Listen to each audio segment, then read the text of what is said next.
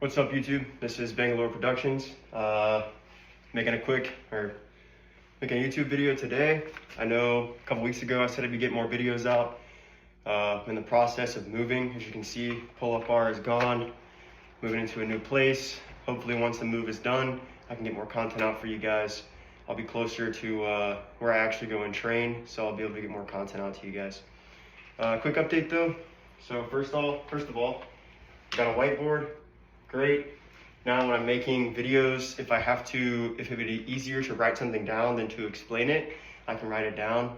If I don't have the necessary people or items with me to actually show you guys, I can write it down on the board. Another update, really quick, before I get into today's topic, on the my belt rig. I just recently got the JJ's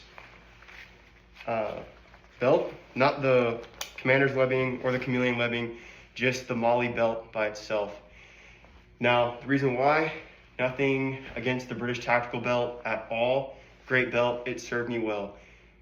But I did some more research and I didn't like how on the British tactical belt, the actual belt, the webbing that holds the belt together is just stitched right here, and that's it. I don't trust that. I know people have probably used it countless times and many occasions in different places and it's been just fine. I personally don't trust that. I prefer the JJ's belt because even though this belt is stitched right here, the actual belt webbing goes all the way around the inside of the belt.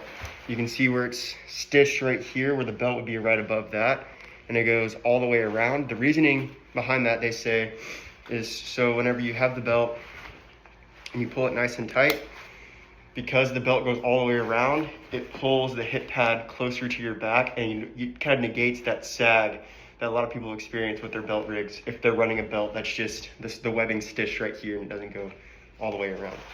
I prefer that. Also, because it is stitched in the front, it's still a one-piece belt, so you don't have to worry about the inner belt sliding around or everything sliding. And I prefer the Molly opposed to the tailored webbing, even though I know the tailored webbing is better.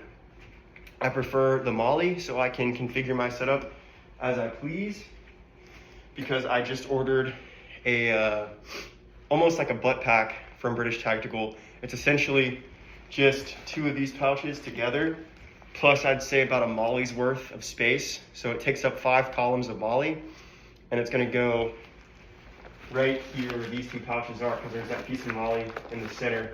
There's only 17 on the size small and not 18. So it's gonna go right here, and that'll give me a lot larger of storage capabilities in the butt pack itself. I'll be able to carry more items, mission essential equipment, so on and so forth. Anyway, that's it for the update on the rig.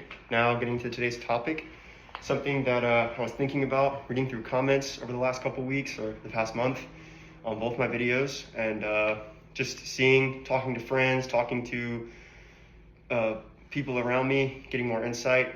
And I'm gonna make a quick video. Like today's video, the topic is gonna be about your rig, like what you wear, why you choose what you choose, and then why it doesn't matter what you use as long as you're going out and training with it, if that makes sense.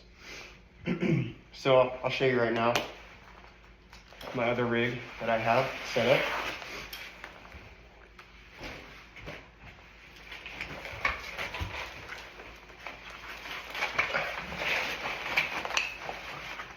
This is the Spirit Systems 34 Alpha split rig with a Lunar Concepts HX harness. I just have a British Osprey double mag, single mag, Spiritus GP with a kind of finagled it in there with a canteen, and then just a little GP pouch. And then because it has that Velcro liner on the inside, my dangler, this would be for medical equipment. And then the back is slick, empty, perfect for an assault pack. Now,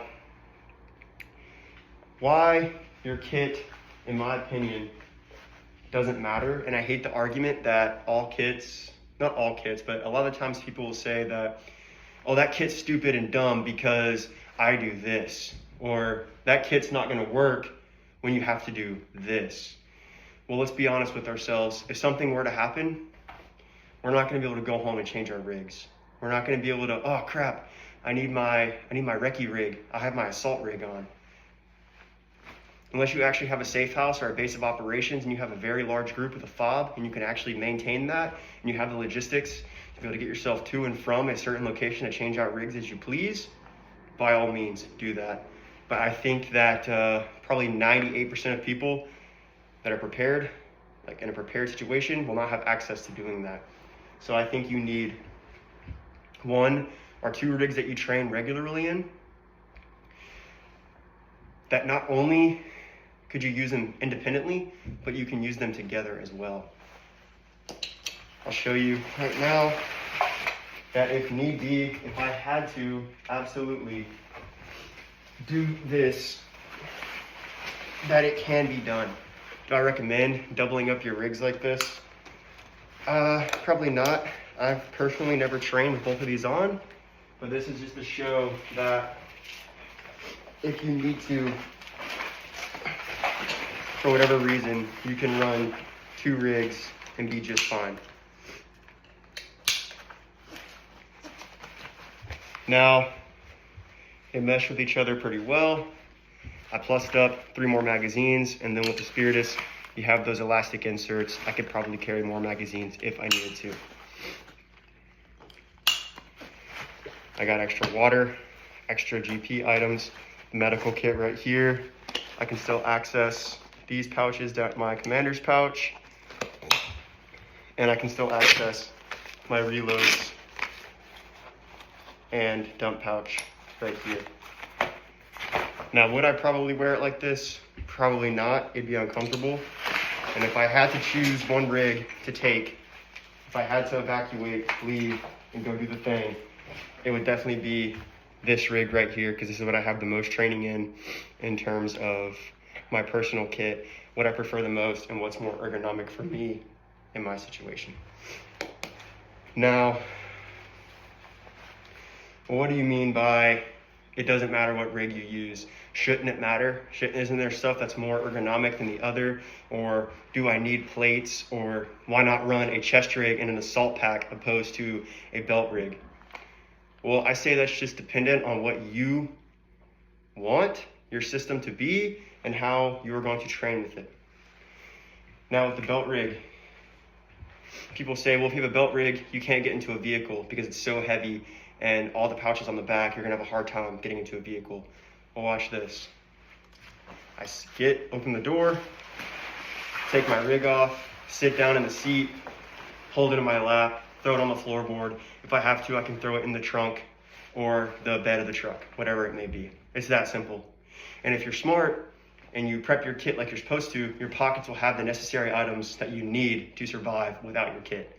So if you were to get into an engagement while you're in the vehicle and you need to get out and return fire, you'll have an extra magazine in your pocket, or you'll have a bandolier or something nearby in your vehicle, if that makes sense. Set that right there for now. So when it comes to rigs, I've said it, with what you train in, and if you're comfortable with it and it works for you, then it works for you. There's no need in looking at other people's equipment and saying, wow, I like that, I'm gonna take that idea, and then you end up not liking it whenever you use it. And in my opinion, as long as you're training in your gear, you know where your shit's at, and you know, and you're comfortable with your stuff, you're good, as long as you're training in it. If you're not training in it, and you have this super expensive gear, and it's just sitting in your closet, your bedroom, whatever it may be, you're just wasting it. Because now you have this really expensive gear, and then when something happens, you're just gonna be a loot drop. Some crazy dude with a with a shitty SKS is gonna dome piece you and take all your gear, all your nods, all your expensive Gucci equipment. That's why it's important to train.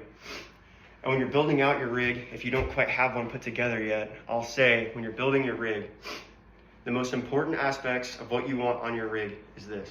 So you want to start off with your magazine count. No less than 6 magazines on your rig. 1 in the gun, 6 on the kit. That's 7. 7 is your base amount of magazines that you'll need to sustain yourself in any engagement. Now, extra magazines. They can go on a bandolier inside of your kit. They can go into your back pouches if you have a butt pack, or if you're running a chest rig plate carrier in your assault pack. Even if you're running a belt rig, if you want to carry them in your main pack or your assault pack, so be it. Now, after you have your magazines, you need to worry about your medical, because we're making holes and able to plug holes. Now, once you have your medical kit or your medical setup on your rig, move on to more of that sustainment piece.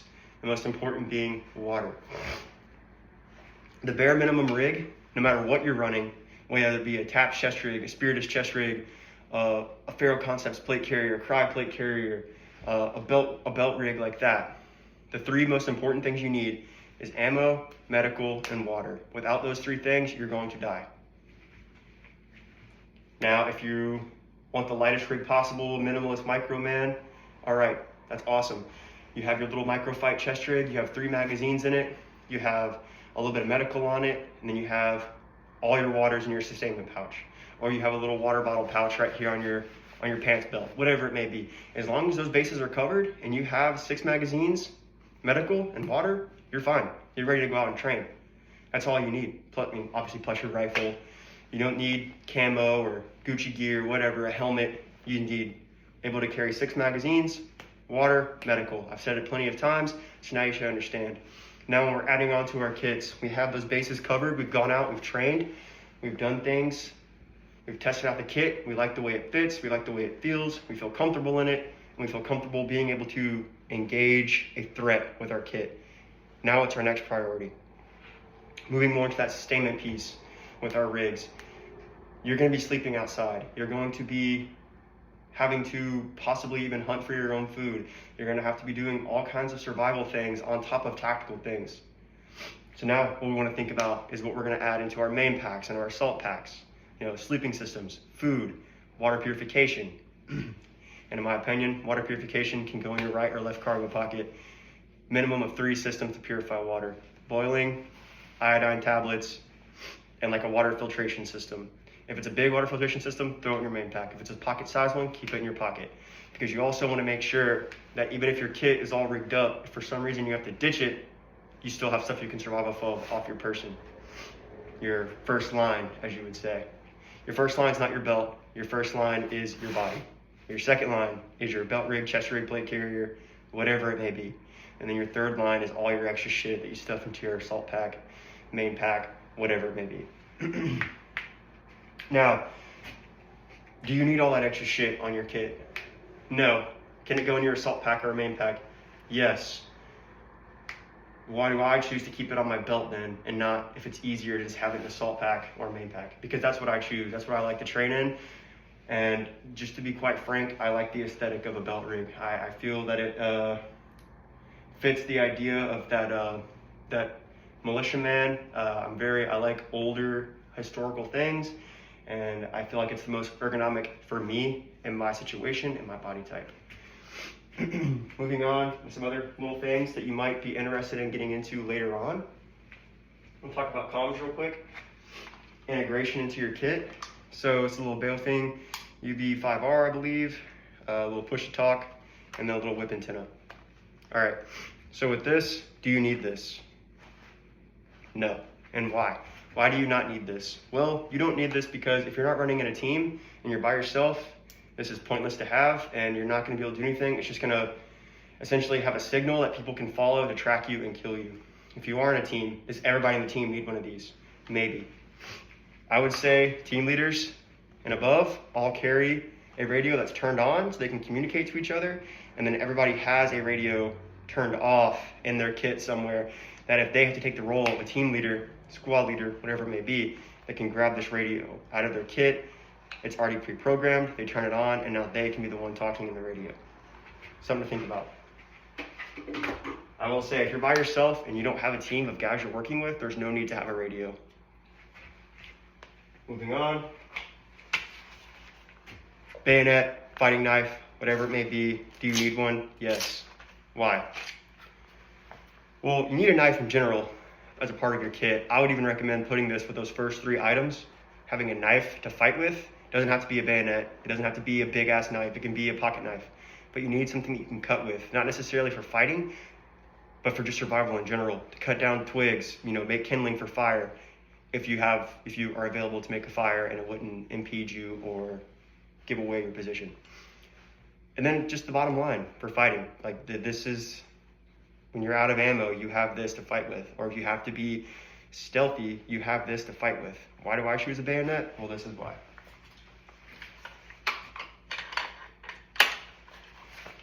Got a bayonet on my fighting rifle. That adds about 7 inches between me and my aggressor. If we come into close, hand-to-hand combat range, I have this whole thing that I guarantee you the other guy does not have on the end of my rifle that can keep him within a further distance of me. Nobody wants to get close to this, especially when you can reach out. Something to think about. You need it? No. Could you have it? Probably. So that's just some ideas that I've been having, things I wanted to talk about with you guys. I hope all that makes sense. It was kind of, it's more of a condensed video. So I hope that makes sense for you guys. And I appreciate all of the people watching and learning. I'm always open to answer any questions you guys might have about rigs and kits and just training in general, what you guys should do. But I will say, last closing thoughts, your rig doesn't matter if you're wearing an Amazon cheap guy rig or if you're wearing the most expensive Gucci gear rig. As long as you're going out and training in it and you're figuring out what works for you and what doesn't, that's all that matters. So thank you guys. This is Bangalore Productions, and I appreciate you guys watching my video. Have a great day.